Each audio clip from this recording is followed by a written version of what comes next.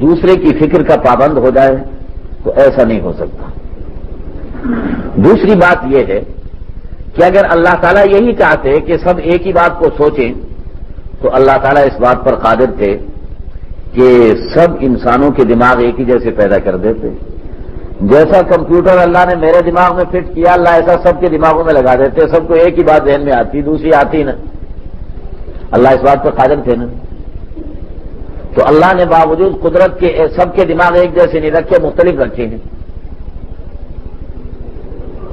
اچھا، پھر یہ بھی ہو سکتا تھا کہ اللہ تعالیٰ قرآن کریم ایسا نازل فرماتے یا نبی کو ایسی تعلیمات دیتے کہ وہ ایسے الفاظ ادا فرمائیں کہ ان کا ایک سے زیادہ مطلب نکل ہی نہ سکے۔ بعض ایسے جملے ہوتے ہیں کہ ان کا ایک ہی مطلب نکلتا، دوسرا نکل ہی نہیں سکتا۔ تو قرآن کریم بھی ایسے الفاظ استعمال کرتا کہ ایک سے زیادہ مطلب کوئی نکال ہی نہ سکتا۔ ہم اگرچہ کمزور انسان ہونے کے اعتبار سے کمزور ہیں، ہم ہو سکتا ہمیں ایسا کلام کہنے میں دشواری ہو، لیکن اللہ تو قادر الکلام ہے نا۔ اللہ کے لیے تو کوئی مشکل نہیں۔ اللہ چاہتے تو ایسا قرآن کریم اتارتے کہ جس کا دوسرا مطلب نکلتا ہی نہ، اور اللہ چاہتے تو نبی سے ایسے الفاظ ادا کرواتے احادیث کی شکل میں کہ ان کا دوسرا مطلب نکل ہی نہ سکتا، ایک ہی مطلب نکلتا۔ دونوں باتیں اللہ کی قدرت میں تھی نا۔ ایک جیسا دماغ سب کے ذہنوں میں فٹ کر دیتے، سب کے سروں میں فٹ کر دیتے، وہ ایک ہی بات سوچتا، دوسری بات سوچتا ہی نہ، یا کلام ایسا اتار دیتے تو اس کا مطلب ایک سے زیادہ نکل ہی نہ سکتا۔ لیکن اللہ نے یہ دونوں کام نہیں کیے۔ اس سے معلوم ہوا کہ جو لوگ یہ کہتے ہیں کہ سب کو ایک ہی سوچنا چاہیے اور ایک ہی لکیر پہ چلنا چاہیے، ان کی سوچ قدرت کے خلاف ہے، فطرت کے خلاف ہے، خلاف فطرت وہ سوچ رہے تھے۔ تراویح کا مسئلہ یہ اٹھایا کہ صاحب یہ 20 رکعت تراویح تو ہم مانتے نہیں ہیں، ہم تو 8 رکعت مانتے ہیں۔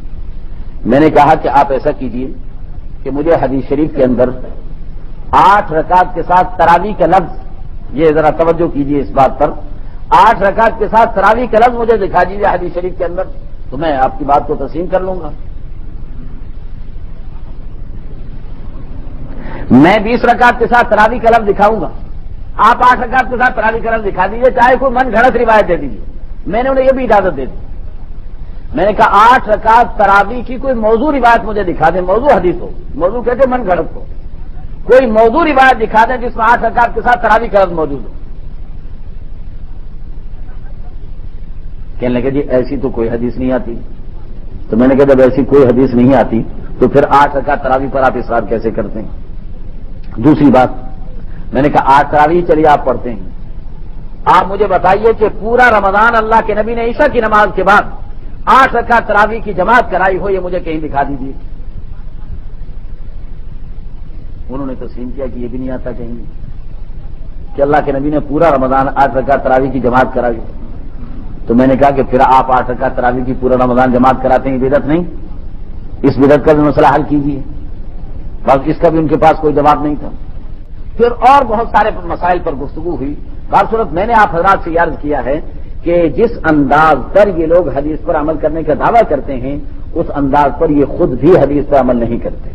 یہ دراصل عمل بالحدیث کا نعرہ لگا کر آپ کو اپنا مقلد بنانا چاہتے ہیں کہ آپ میرے پیچھے پیچھے چلیے، اور ہم یہ کہتے ہیں کہ ائمہ اربعہ کی اتباع کی جائے اور ائمہ اربعہ کے طریقے پر عمل درآمد کیا جائے۔